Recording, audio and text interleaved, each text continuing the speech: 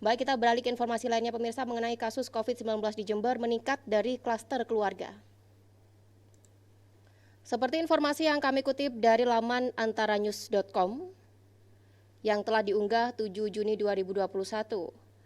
Informasi mengenai klaster keluarga sumbang meningkatnya positif COVID-19 di Jember, di mana klaster keluarga terjadi di 3 kecamatan, yakni di Kecamatan Tanggul, Kecamatan Patrang, dan Jenggawah.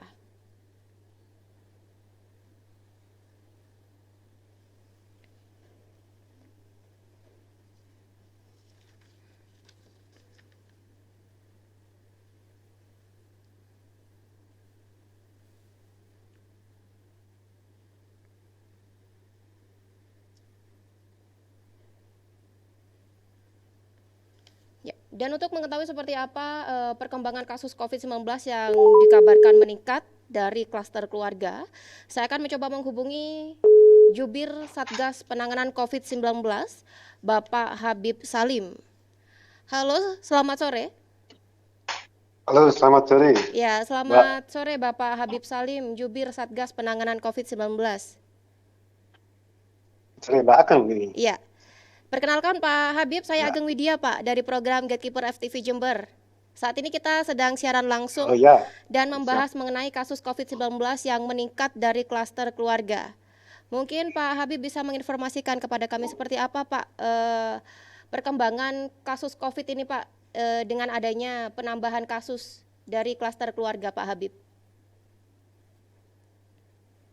Ya, terima kasih Mbak Ageng dan para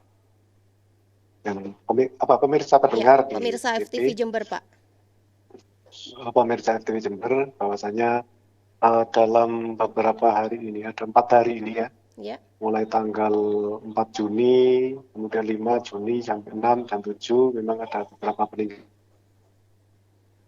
ya, Kasusnya 0, kasusnya 1, tapi kemudian meningkat ada tanggal 4 Juni itu 3 kasus baru, kemudian tanggal 5 Juni itu 6 kasus baru, dan yang tinggi kemarin tanggal 6 Juni 11 kasus, dan yang kemarin 7 Juni 7 kasus. Memang di situ ada yang keluarga di Tanggul, kemudian ada di Patrang, dan juga di Jenggawah. Tapi masing-masing kemudian sudah di tracing oleh petugas Satgas COVID Jember, kepada keluarganya, kepada rekan kerjanya sudah dilakukan tracing, dan ada juga yang di swab untuk meminimalisir terjadinya pengembangan kasus-kasus baru. Alhamdulillah untuk hari ini juga masih ada dilaporkan berapa ini? 5, 6 sebentar. iya. Dan tercatat dari klaster keluarga ini ada 3 keluarga seperti itu Pak Habib. Dari Kecamatan Tanggul, Kecamatan Patrang, dan juga Kecamatan Jenggawah. Jika bisa diperinci Pak, berapa jumlah masing-masing pasien dari 3 kecamatan ini Pak Habib?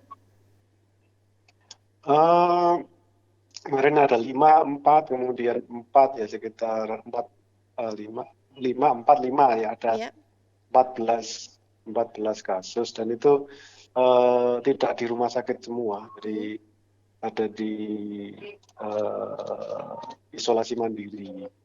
Jadi posisi yang ada di 30 kasus aktif yang ada di iya. Jember, 30 kasus aktif itu 7 dirawat di rumah sakit dan 23 isolasi mandiri. Iya.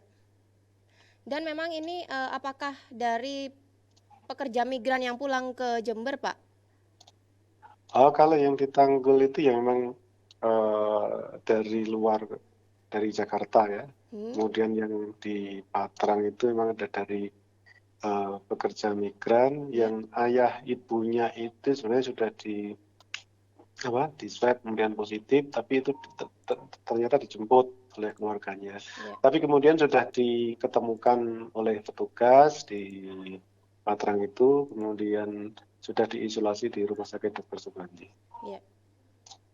Baik, dan bertambahnya jumlah kasus positif COVID-19 ini, apa upaya yang akan dilakukan dari Satgas COVID-19 Kabupaten Jember, Pak, untuk bisa memutus setidaknya dari penyebaran COVID yang telah ada saat ini? Ya, tracing terhadap yang kontak erat itu sudah dilakukan terus, terutama keluarga dan juga rekan-rekan kerjanya Ya. selama kasus itu berlangsung. Hmm. Dan juga sudah dilakukan swab terhadap keluarga dan juga rekan kerjanya yang berkontak langsung dengan kasus yang baru tersebut. Ya. Dan Kemudian sosialisasi juga kita tingkatkan. Memang sejak awal adanya uh, masa Lebaran itu kan sudah disampaikan kepada masyarakat untuk jangan mudik. ya. Kemudian apa yang kita lakukan terhadap PMI, pekerja migran Indonesia yang dari luar negeri, itu memang dikawal ketat, harus 2 kali swab dinyatakan negatif baru boleh pulang. Dan itu untuk secara nasional memang kewaspadaan terhadap varian baru yang datang dari beberapa negara, karena di negara-negara yang lain sebenarnya sudah lockdown, seperti Singapura, Malaysia itu juga sudah lockdown, agar jangan sampai varian baru itu masuk di Indonesia. Di beberapa kabupaten di Jawa Timur dan juga ada di Jawa Tengah kan juga sudah menyatakan ada kasus yang tinggi, bahkan beberapa rumah sakit merasa kewalahan. Nah itu jangan sampai terjadi di Jember, ya kita tetap meningkatkan kewaspadaan terhadap kasus-kasus yang baru, tetap kita kita pantau secara aktif, secara masif juga di tingkat desa kan juga ada PPKM mikro, Iya. RT ya, basisnya RT ya. Yang sementara data terakhir yang di kita itu yang RT-nya ada 19 RT yang masuk zona kuning. Iya.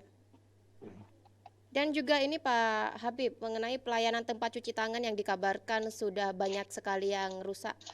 Apa Pak tanggapannya dan upaya apa yang nantinya akan dilakukan oleh Satgas Covid, Pak? Iya, itu kan pengadaan tahun 2020 ya, mungkin Iya. karena kemudian dipakai oleh masyarakat ataupun di sekolah mungkin tidak terawat, ya mohon kesadaran juga kepada masyarakat ataupun yang ketempatan ada di situ ya tetap dijaga baik, karena sudah berupa barang yang jadi, tinggal bagaimana Iya. memanfaatkannya. Tapi Itu ada Mbak. upaya untuk segera memperbaiki Pak Habib?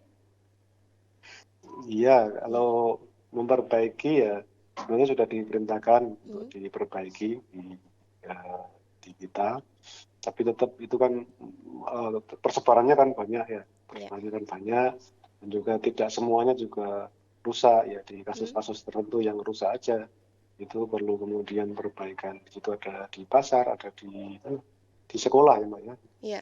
Yang, Baik, dan terakhir Pak Habib Salim, silahkan memberikan himbauan kepada warga mengenai penyebaran kasus COVID-19 ini agar tidak semakin banyak terjadi di Kabupaten Jember, Pak.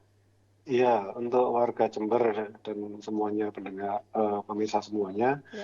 bahwa kita sudah di akhir Lebaran ini sudah merasa cukup senang karena kita sudah akan memasuki zona hijau. Ya. Itu Ya. perlu kita pertahankan agar zona kuning kemudian menuju zona hijau itu bisa lancar. Tapi kalau tetap ada kasus-kasus baru, ya mohon kewaspadaan, terutama terhadap yang baru datang dari luar kota, dari luar negeri, sementara tetap diisolasi mandiri Hmm.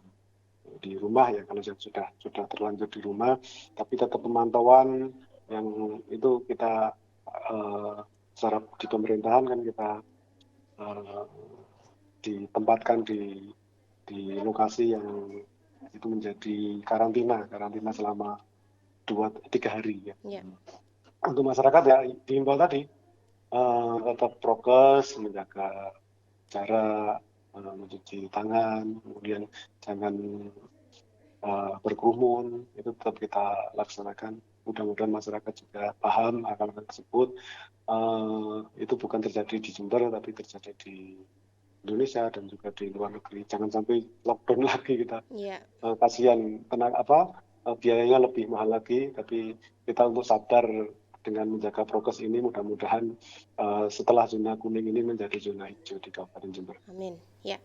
Baik, terima kasih atas informasinya. Juru bicara Satgas Penanganan COVID-19 Pemkab Jember, Bapak Habib Salim. Selamat sore. Selamat sore, terima kasih, Pak.